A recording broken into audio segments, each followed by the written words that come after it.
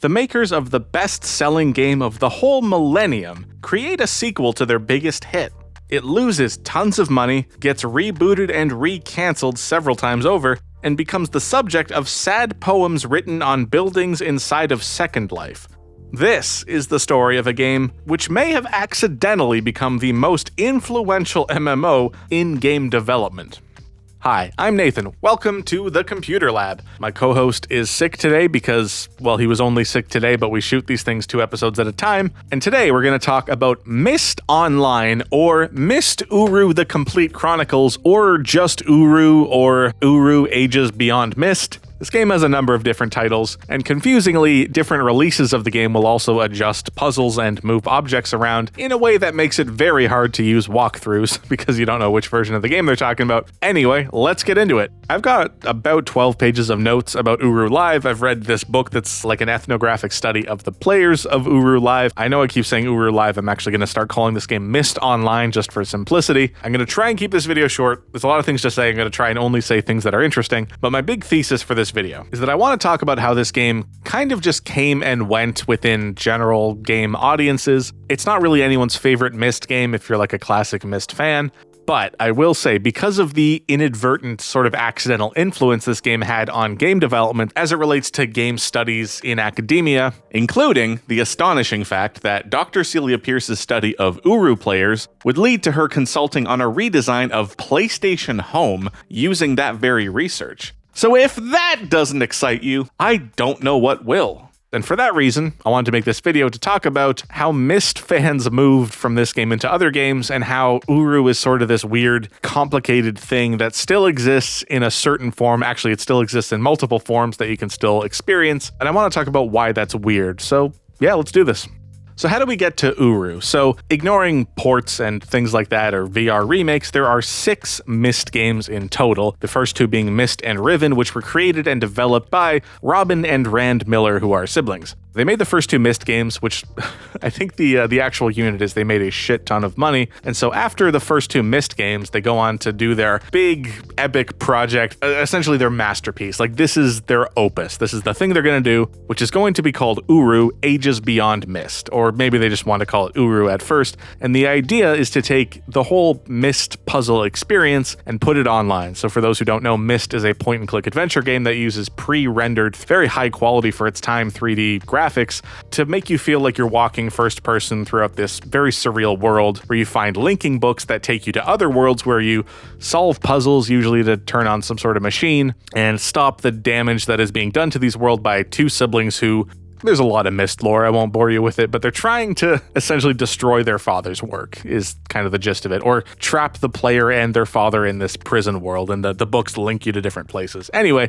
that's Myst. Riven's about a bunch of other stuff. The series gets scooped up by Ubisoft at one point, and what happens is that Robin and Rand Miller leave the mainline Myst games to Ubisoft to develop, so someone else makes Myst 3 and 4, which are Exile and Revelation. And at that time, Robin and Rand Miller spend years and years and years, a shockingly long time, working on Uru. This is their opus. This is an online-only, community-driven Myst experience that is going to constantly be updated with new things. And I have a ton of notes on things they said during development, old IGN articles, old press quotes. They are essentially promising something that, in my mind, as someone who's not a game developer, in my mind, something that's impossible. At one point, they promised that when Uru launches, they're going to have a new age, so a new world or level or whatever you want to call it, a new world every month. So every month, you're going to log into Uru, there's going to be a brand new entire Myst world. And the reason that sounds kind of bonkers to me is that the original Myst has either 5 or 6 levels, depending on how you include bonus content released in other versions. But basically, the original release of Myst, there's 5 worlds. So if they're talking about making a new Myst world every month, then that means they're going to release an entire Myst game's worth of content twice a year, which sounds ambitious, particularly because no one had done this before. The Millers had not attempted an MMO before. MMOs as a genre are not really tested, and they are going to do something that is wild, which is, the first 2 Myst games being pre-rendered. You can run it on essentially any computer that's capable of loading a JPEG. They want to take that whole graphical, good-looking thing and make it real time. So it's going to be rendered like any other 3D video game locally on your computer. And that is a steep ask for anyone, but particularly because it limits this game to players who have advanced GPUs and, expensive computers. It also means that this game, no matter how you slice it, is not going to look as good as Myst or Riven. It just isn't. Computers in the early 2000s could not render in real time graphics that were comparable to something pre-rendered in the mid-90s. I mean, to this day, it's difficult to say whether a modern GPU, a 4080 Ti, can render something that looks like an early Pixar film. We're sort of getting to that point with path tracing. They were talking about making a mass-market PC game in the early 2000s that would compete graphically with what they had done with pre-rendered graphics. Anyway, all of which to say, this is an ambitious game, and obviously it does not do well market-wise. So the big question is, perhaps you're asking this, what does a Myst MMO look like? Like, is there a chat room and you all solve a puzzle together? What happens once you've all solved the puzzle? Like, do you just go in and someone sends you a complete walkthrough in the text chat and then there's no more puzzles to solve? Like, how do you take an adventure game with all these big questions and, puzzles? How do you make that multiplayer if there's only really one solution to each puzzle? How do you make that competitive or cooperative or whatever it is they want it to be? And this question is kind of hard to answer because there's whatever was going on in Robin and Rand Miller's head when they were designing this game originally, and then there's the sort of compromised version of that idea that released on store shelves at one point as Uru Ages Beyond Myst, which is basically what this box is. It says Complete Chronicles, but it's Uru Ages Beyond Myst plus the expansion pack, which confusingly was made up of canceled online content. If this sounds confusing, it's because it is. Basically what happens is that the Millers are planning this online-only experience. At one point, Ubisoft decides, you cannot do that. We cannot promise the online experience will be either complete or working by the time that we need to hit this release date. And keep in mind, game development is enormously expensive because you're paying dozens of programmers and artists and technicians to work full-time for months on end. They can't keep extending this game year after year because we're talking about millions of dollars. So Ubisoft mandates that some version of Uru has to be released, so Cyan puts together a single-player version of this original idea, and crucially, they have to modify the puzzles because they're building this multiplayer, collaborative, multi-user thing. The puzzles require multiple players to pull levers at certain times or read code patterns and symbols on one wall while someone else operates stepping on stones on another side of the level. I'm oversimplifying, of course. They're taking puzzles that were designed for multiple people and just kind of porting that over into a single-player only experience, with Ubisoft promising that the full version's going to come out later, the full online mode, which is kind of weird. If you're someone who buys Uru Ages Beyond Myst at launch and you presumably play through the whole game, it's not the longest game in the world, you're going to then be promised to go online and solve those puzzles again. The same puzzles with other people around. It doesn't make a whole lot of sense. This is a bad business move. Anyway, eventually Myst Online comes out as an online component. It stays in beta form, so I think they're charging people, which is kind of shocking, but it's the beta. People seem to like it, and then, as you might expect, Ubisoft pulls the plug on this whole thing. It's not making enough money. This is way too expensive for what is essentially a pretty niche game. I mean, you think of Myst as being quite popular, and of course it is, but this game is self-selecting a much smaller market, which is that people whose computers are wildly fast in the early 2000s, people who have GPUs, right? People who can render good graphics in real time, people who like playing online games, people who can pay $13 a month to play, and crucially, people who have broadband internet. This is the early 2000s. People do not have good internet. I had dial-up until like 2008, right? And I'm pretty interested in computer stuff. This was a hard sell at the time. And so the whole thing kind of implodes. For a while, Cyan runs their own sort of semi-fan-run private servers, and then GameTap brings it back and tries to revitalize it. They promise all the original stuff. We're going to, add new levels every month. We're going to do like all this kind of bonkers stuff. For those who don't remember, GameTap was like trying to be Netflix for games, but before that was viable. It wasn't about streaming. It was about like, here's a library of games that you can download and play for a monthly fee. The idea was a bit too early. It didn't go over very well. Anyway, that's GameTap. Some notable stuff that came out of GameTap would be like the first season of Sam & Max by Telltale. That was actually a GameTap exclusive for a while. GameTap tries bringing back Uru for a while. I think they do that for, it's less than 2 years. It's not long. They give up on the project. And then the Millers kind of just get their ducks in a row and buy back the rights to Uru from whoever owned it. And then they run the game themselves. And that's kind of where we are today. What's confusing about that, what confuses me an awful lot, is that the single player version of Myst Uru had been out this whole time. It's sort of its own thing. After the online mode gets shelved the first time, so the online mode gets canceled, Cyan takes all that DLC that they were either planning or had made that was not in the main game, and they make it an expansion pack for the single player game. So that's where you get Path of the Shell and To Dunny. I think Path of the Shell is the online stuff that they had actually released, and then To Dunny is an expansion that has completely new stuff later. Again, I know this sounds confusing. It's pretty wild. The reason I think this is all worth talking about is that because this game did not make a lot of money, you might be assuming like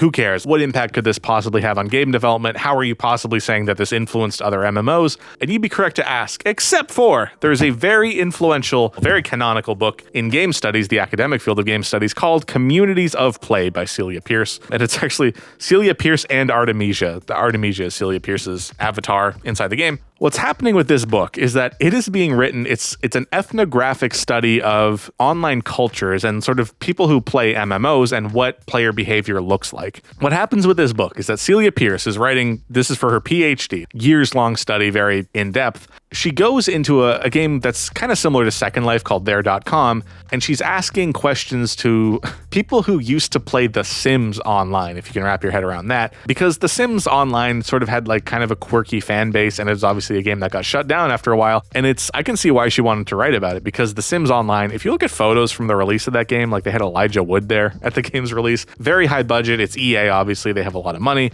That game gets changed over time, they call it EA Land. Celia Pierce is like, I want to write about these people. She goes into There.com to talk to people who they stay together in There.com as like, we are the people from The Sims Online. So she starts asking them questions. Apparently, according to her book, one of them says, if you think we're interesting, you should talk to the Uru people. And that's sort of where her study, I want to say, goes off rails, but it becomes what it would eventually become, which is a study of the Myst people. And I talked earlier about how this game like self-selects a very particular group. Myst fans tended to be more predominantly women than other online fan bases, but also a lot of people who are a bit older than gaming had kind of been associated with at this time. So we're talking about like, it's men and women, but a lot of women over the age of 40, and often people who have like higher levels of education, masters and PhDs. Like this is a very unique group of players as we grow to understand gamers in the 90s and early 2000s, right? Like this is an interesting group to talk to. So she does, and she writes about their experiences. And I want to bracket something that's kind of in that book, which is that everything she's saying is meant to be understood as it's an academic book kind of for game developers or people who want to write about games. I want to be careful how I like kind of frame this all. This is meant to be helpful as someone using the tools of ethnography, which is the study of cultures evolving over time. It's using the tools of ethnography to describe phenomena in game design because, game studies was in an early state. Online gaming was in a very early state. Network play was brand new.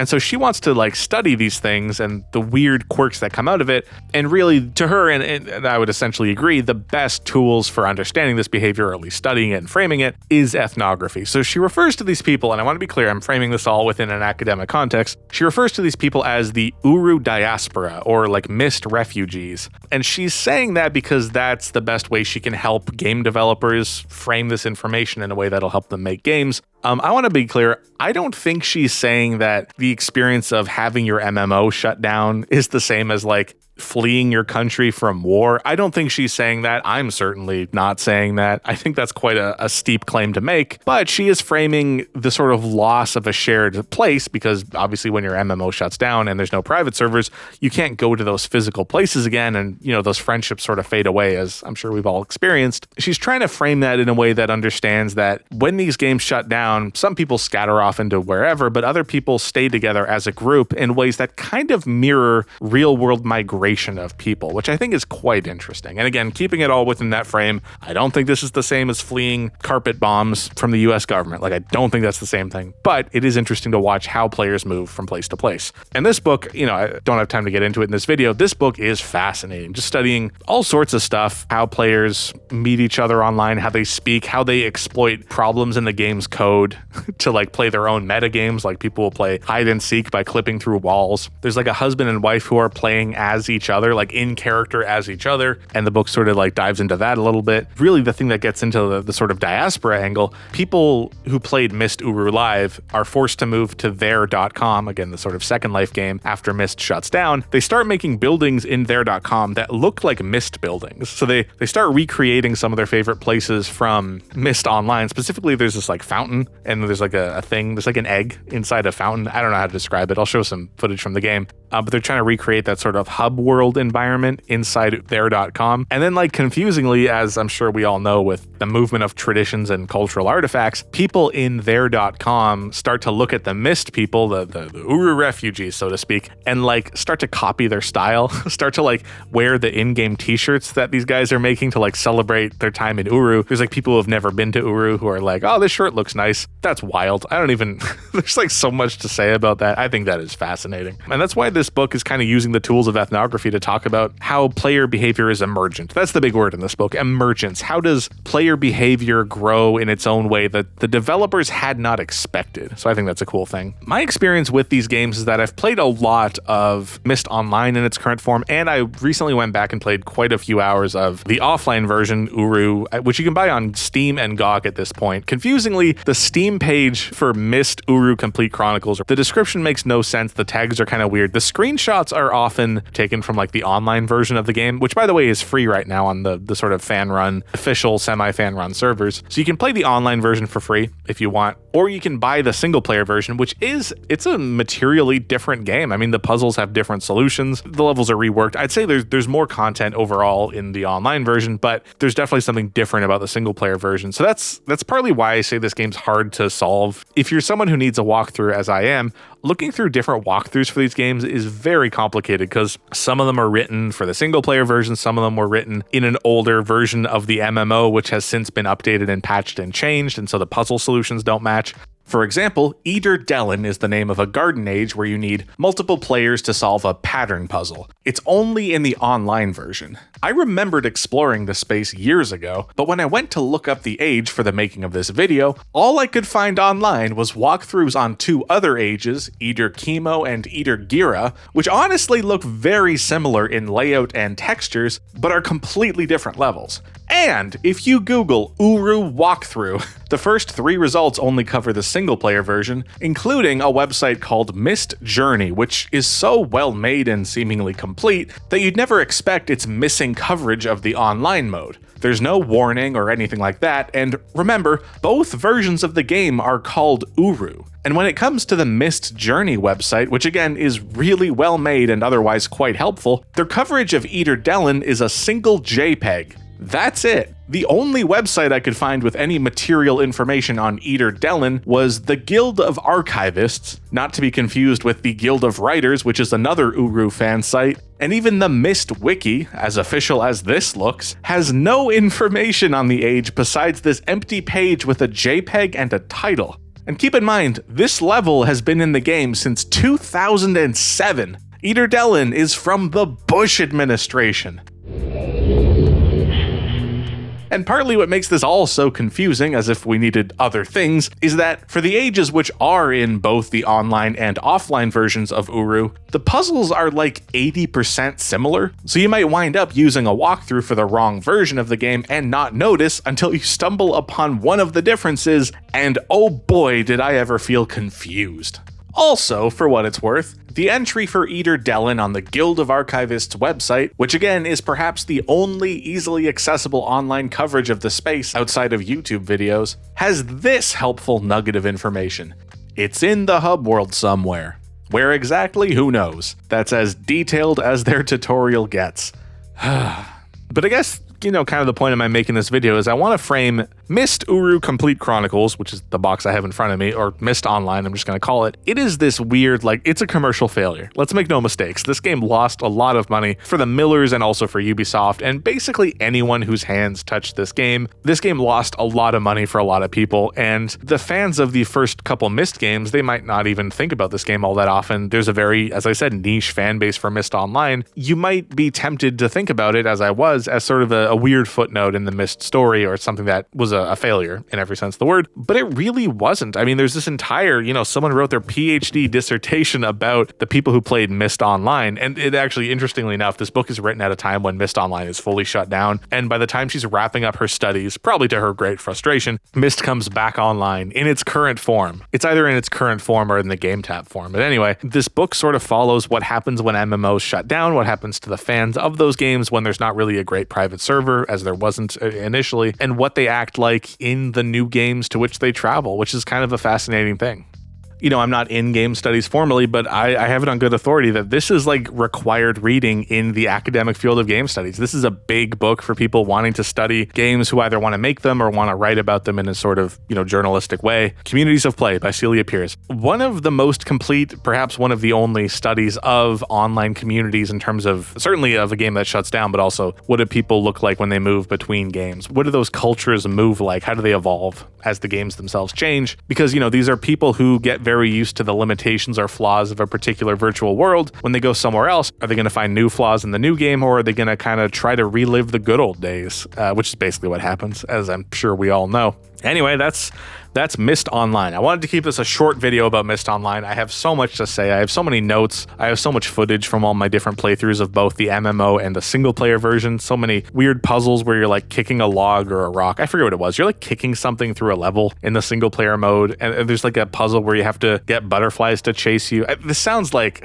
if you're not like a Myst fan, you might think I'm making all of this up, that there's a puzzle where you have to get butterflies to chase you around the level. I promise this is all real. Myst Online, very influential game, kind of indirectly, kind of accidentally, because of this book, Communities of Play, which had such a big impact on game studies as we know it today, all because of this little MMO that tried and failed commercially, I mean. And I don't think we've ever gotten like the full like original Rand Miller vision of what this game was supposed to be. I don't think it ever came out in an uncompromised form, because truly like what we have today, even like the MMO version, it's a combination of a bunch of different weird features that have been changed over the years or not quite fully finished and sort of packaged as quickly as possible to kind of hit a release date. They've tried to add stuff in later. I don't think the game in its current form is the original vision, and that's kind of why it's interesting to look at. This is a would-be MMO that was forced to be turned into a single-player game that then added its MMO stuff back in and has sort of been patched a little bit over the years, but it's not that full original vision. And for that reason, I think it's wildly fascinating to play. The puzzles are reasonable. They're not as aggressive as like some of the Myst puzzles, some of like the weird base 7 math puzzles that Myst is known for, or like, a Sam and Max, like a LucasArts puzzle that's just so surreal there's no hope that you could ever think of it. Uru isn't that. Some of the puzzles are actually, I could figure some of them out without a walkthrough, if that's any sort of recommendation as to how relatively accessible the game is. Anyway,